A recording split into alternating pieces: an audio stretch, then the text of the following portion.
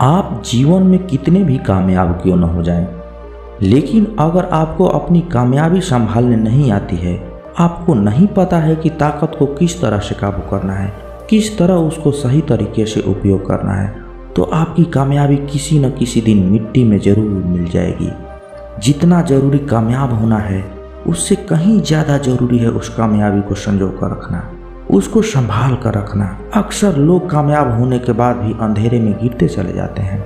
इसका एकमात्र कारण यही है कि उन लोगों को अपनी सक्सेस, अपनी कामयाबी को संजो कर रखना नहीं आया। उनको नहीं पता था कि कामयाब होने के बाद वो अपनी कामयाबी का किस तरह से सदुपयोग करेंगे। मनुष्य के बर्बाद होने के कारण आपने सुने होंगे गुस्सा, आलस्य वगैरह वगैरह।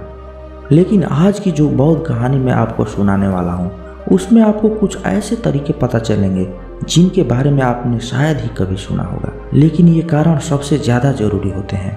मनुष्य के बर्बाद होने के कुछ ऐसे भी कारण होते हैं जो उस मनुष्य को दिखाई ही नहीं देते। वो देख ही नहीं पाता कि ऐसे भी कारण मनुष्य को बर्बाद कर सकते हैं। तो आज की कहानी आप अंत तक जरूर सुने। इससे पहले कि आप इस कहानी के भावनाओं में खो जाएं, इस चैनल को सब्सक्राइब जरूर कर लें। तो चलिए कहानी शुरू करते हैं। एक बार की बात है, एक बुजुर्ग आदमी अपने साथ अपने बेटे को लिए हुए बौद्ध भिक्षु के पास पहुंचा। वो काफी चिंतित लग रहा था। उसके चेहरे पर चिंता और उदासी के भाव साफ साफ दिखाई दे रहे थे।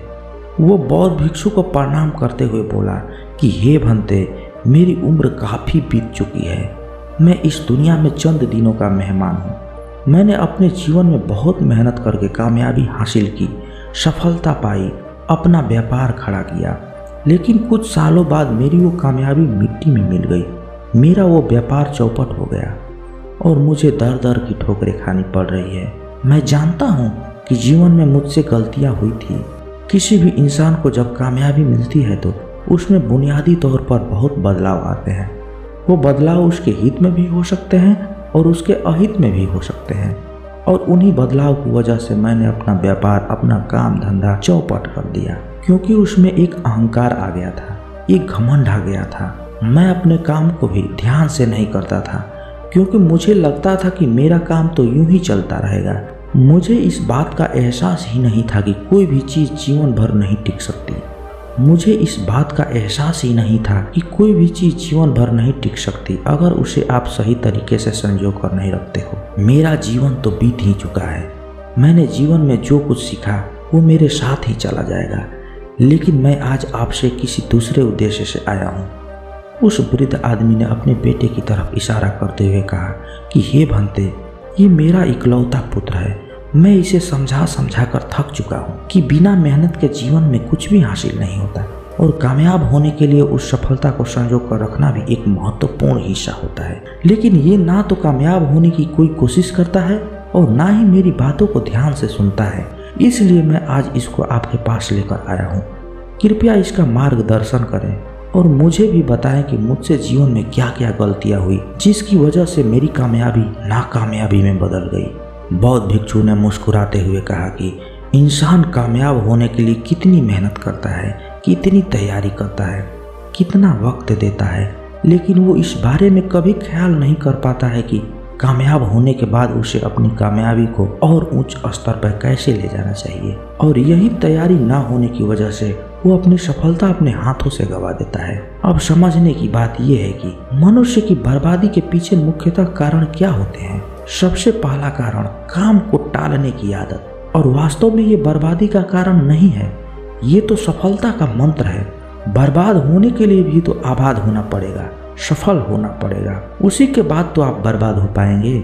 इसीलिए आबाद होने के लिए जो काम को टालने की आदत होती है वो सबसे बड़ी बाधा बन जाती है।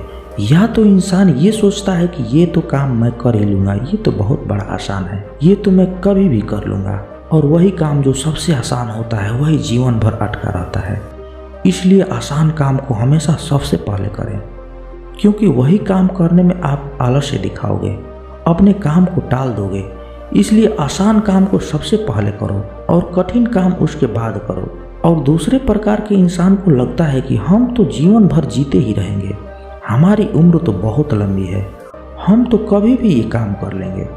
लेकिन यहाँ समझने की बात ये होती है कि हर एक सांस अनिश्चित होती है, कोई सांस निश्चित नहीं होती।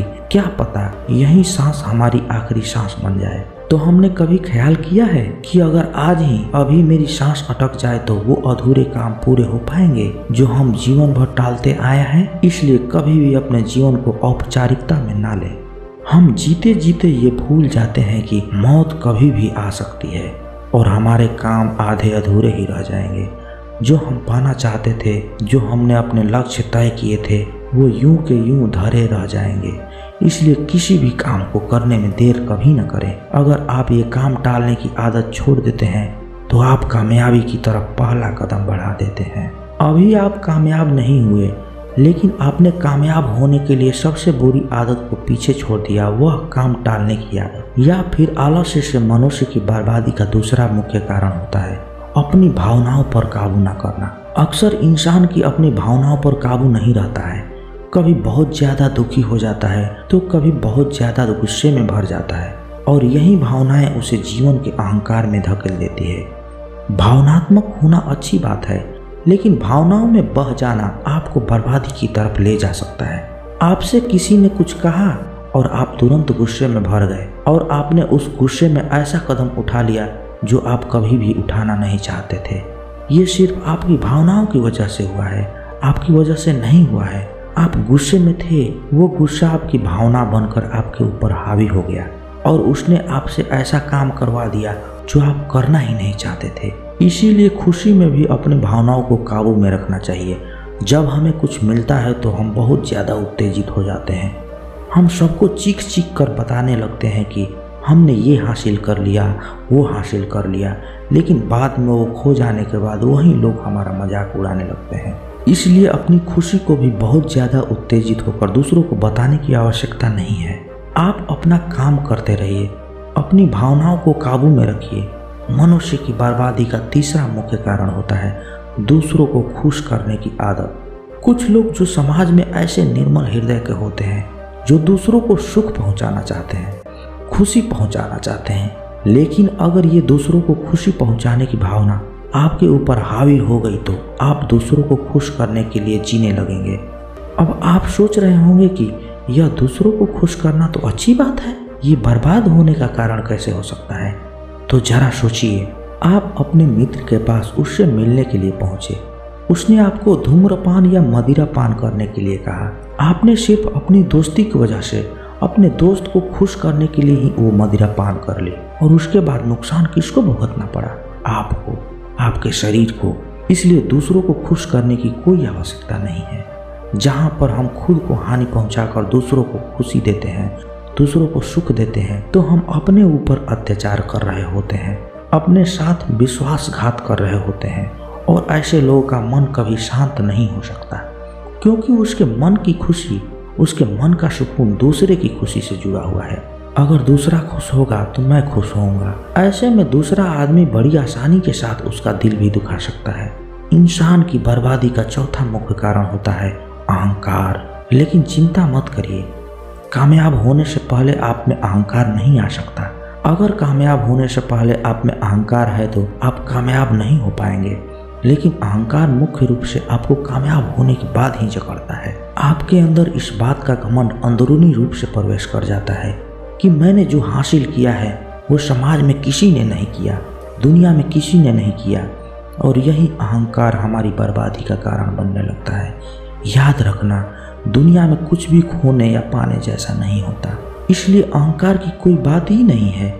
सब कुछ पीछे छूट जाएगा। हम अपना बस कृत्य कर रहे हैं, अपना काम कर रहे हैं। अगर हम अपना कर्म मन लगाकर करते रहेंगे तो हमें अपने कर्म पर, अपने कृत्य पर कभी घमंड नहीं करना होगा, कभी भी अहंकार नहीं होगा। हम अपने कृत्य को किसी दूसरे से ऊंचा नहीं समझेंगे, किसी दूसरे इंसान को अपने से छोटा नहीं समझेंगे। इसलिए हर इंसान इस दुनिया में अपना कृत्य कर रहा है, अपना काम कर रहा है। काम को तो हमने बांट दिया है छोटा या बड़ा पूंजी के हिसाब से। क्या जो आदमी सफाई कर रहा है वो छोटा काम कर रहा है, और जो सत्ता चला रहा है, सरकार में बैठा है, वो बड़ा काम कर रहा है? नहीं।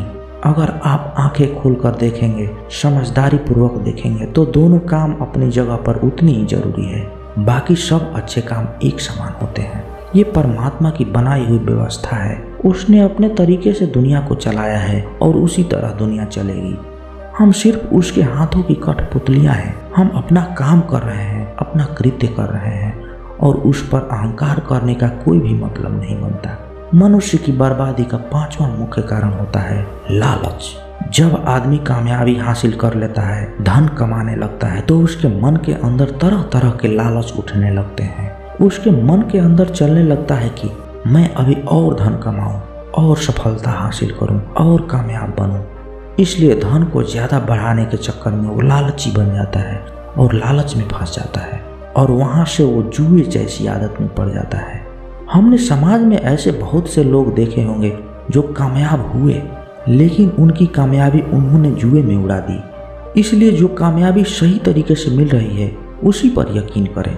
जल्दी जल्दी धन कमाने के चक्कर में या कामयाब होने के चक्कर में ना फंसें, वरना तो आप ऐसे चक्कर में फंस जाएंगे जहां से आप कभी भी बाहर नहीं निकल पाएंगे। इंसान की बर्बादी का 6ठा मुख्य कारण होता है काम वासना।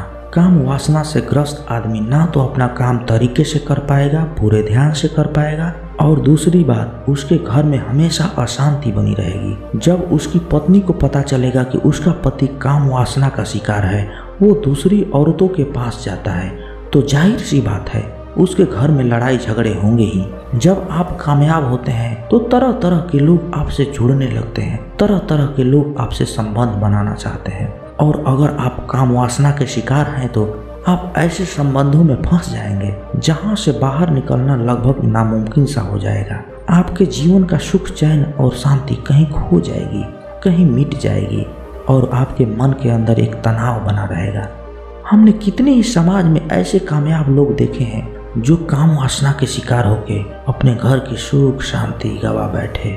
अपनी बातें खत्म करने के बाद बौद्ध भिक्षु ने उस वृद्ध आदमी के बेटे को कहा, तुम अभी कामयाबी के रास्ते पर चल रहे हो तो सबसे पहले तुम्हें याद रखनी है कि तुम्हें अपने काम को कल पर नहीं टालना है। बाकी चीजें बाद में आएंगी जब तुम कामयाब हो जाओगे, लेकिन सबसे पहला सबसे जरूरी कदम तो यही है कि तुम पहले कामयाब बनो। और कामयाब होने के बाद इन 6 बातों का ध्यान रखना तो जीवन में तुम कभी भी निराश या दुखी नहीं रहोगे और एक अच्छा जीवन व्यतीत करोगे। श्रोताओं, हमारा काम है आपको एक रास्ता दिखाना, एक पथ दिखाना, लेकिन चलना तो आपको ही पड़ेगा। उन पे मंथन तो आपको ही करना पड़ेगा। मेरी बातों को सत्य मत मान लेना, खुद उन पे मंथन करना, खुद उन पे सोचना कि क्या मैंने जो बताया है वो सही बताया है या फिर गलत बताया है। और जैसा भी आपको लगे आप कमेंट सेक्शन में मुझसे पूछ सकते हैं या अपने भाव बता सकते हैं। तो कैसी लगी आपको ये कहानी कमेंट सेक्शन में ज़रूर बताना, और अच्छी लगी तो इस चैनल को सब्सक्राइब जरूर कर लेना। तो मिलते हैं अगली किसी कहानी में, तब तक के लिए अपना ख्याल रखें। जय हिंद, जय भारत, जय बुद्ध।